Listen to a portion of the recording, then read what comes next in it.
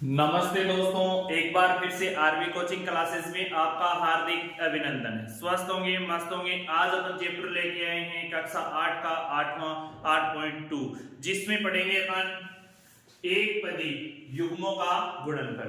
तो सबसे पहले दोस्तों ये जानना जरूरी है कि एक पद यानी जिसमें एक पद हो।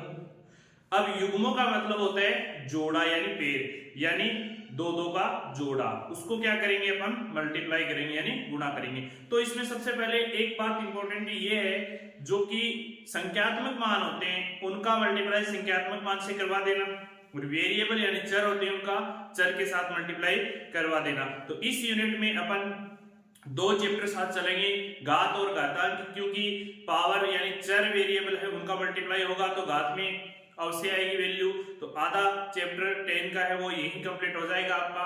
तो देखिए क्वेश्चन पहला। तो सबसे पहले अपन हल जो हमें दिया गया है, दिया क्या गया है अपन को? दिया हुआ क्या दोस्तों? दिया हुआ हमें 4,7p, मैंने ये लिख दिया। अब इसमें 4 और 7 है, ये दोनों संख्यात्मक मान है, तो इनका आपस में मल्टीप्लाई करवा दो। तो यानी अपन क्या लिखेंगे?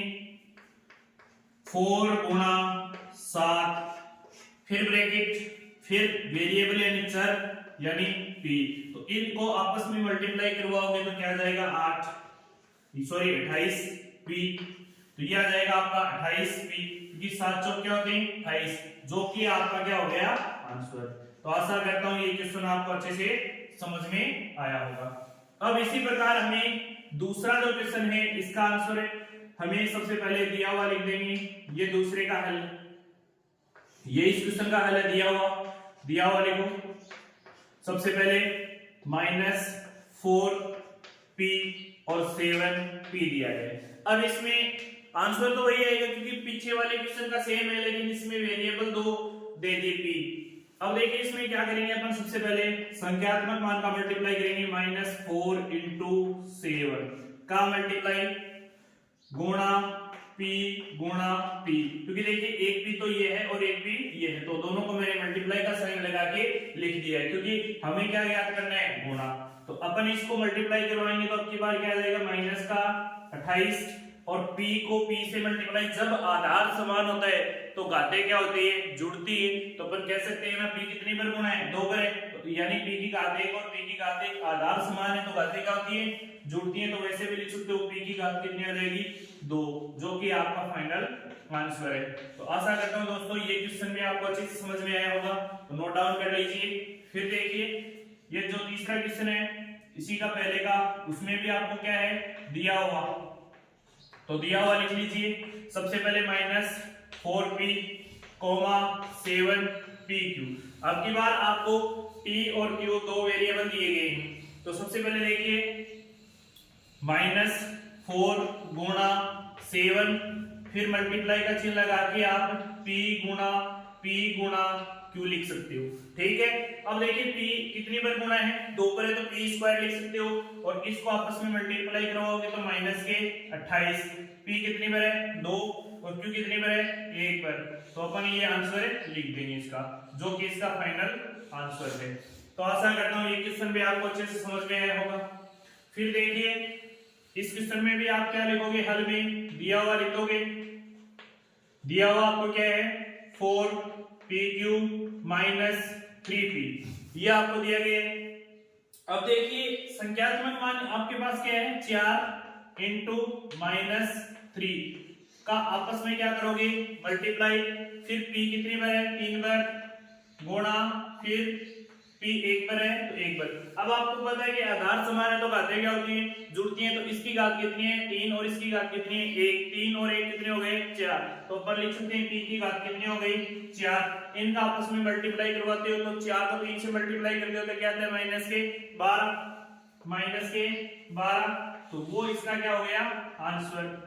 तो आशा करता हूं कि पहले क्वेश्चन के जो 4 पॉइंट थे वो आपको अच्छे से समझ में आए होंगे। तो इस क्वेश्चनों को लिख लीजिए और वीडियो को ज्यादा से ज्यादा शेयर कीजिए। लिखिए इसे।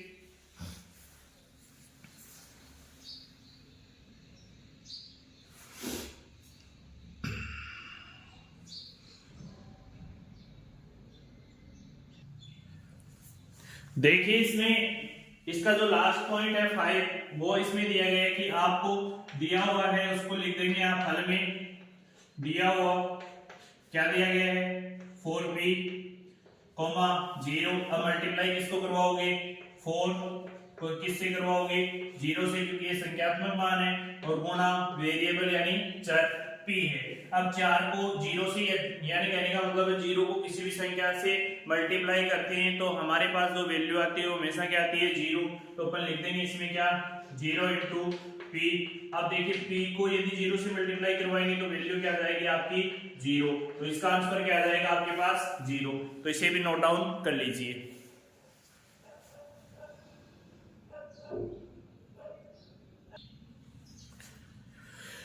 देखिए दोस्तों इसका अगला क्वेश्चन दिया गया निम्नलिखित एक पदी युग्मों के रूप में लंबाई और चौड़ाई रखने वाले आयतों का क्या निकालना आपको क्षेत्रफल।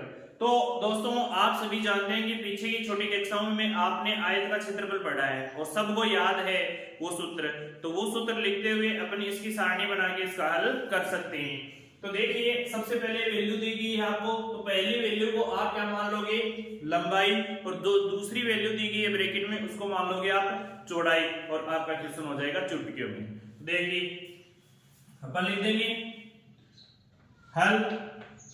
हल में सबसे पहले क्या लिखेंगे हम जानते हैं, क्यों जानते हैं क्योंकि हमने छोटी कक्षाओं में पढ़ा है। हम जानते हैं कि आयत का क्षेत्रफल क्या होता है बच्चों, तो बताइए बरोबर लंबाई गुणा चौड़ाई यानी L इंटू बी। तो अपन सबसे पहले हमें जो दिया गया है उसको लिख लेंगे। सबसे पहले सारणी बना लेता हूं मैं, लंबाई और चौड़ाई लिख लेता हूं, उसके बाद क्षेत्रफल लिख लेता हूं। देखिए लिख रहा हूं मैं, सबका एक साथ ही हो जाएगा। लंबाई यहां क्या हो जाएगी चौड़ाई, फिर यहां पर क्या आ जाएगा आयत का क्षेत्रफल। क्षेत्रफल क्या होता है L गुणा B, मैं लिख देता हूं यहां पर। इस हिसाब से अपन सारणी बना लेंगे। तो देखिए सबसे पहले जो ब्रैकेट है उसमें क्या दिया गया था P को अपन मान लेंगे लंबाई, फिर Q को क्या मान लेंगे अपन चौड़ाई। तो दोस्तों बताइए लंबाई और चौड़ाई का दोनों का मल्टीप्लाई होगा तो अपन लिख सकते हैं ना P इंटू Q बरोबर क्या लिखोगे PQ, जो कि आपका क्या है आंसर। आशा करता हूं अच्छे से समझ में आया होगा ये। फिर इसका दूसरा पॉइंट क्या दिया गया है 10 m और 5 m, तो अपन लिख देंगे लंबाई में पहला है 10 m, दूसरा है 5 n। अपन जानते हैं कि मल्टीप्लाई करते हैं तो 10 गुणा 5 गुणा, क्योंकि देखो m और n को अलग कर देते हैं वेरिएबल, m इंटू n बराबर क्या आ जाएगा 50 m n, जो कि आपका क्या है आंसर। फिर देखिए अगला इसमें क्या दिया हुआ है, अगला इसमें दिया हुआ है 20 x स्क्वायर 5 y स्क्वायर, तो 20 को यहां लिखोगे क्या आ जाएगा आपके पास x स्क्वायर, फिर 5 y स्क्वायर, इन दोनों का मल्टीप्लाई कर दोगे तो 20 को 5 से गुणा करोगे क्या आ जाएगा 100,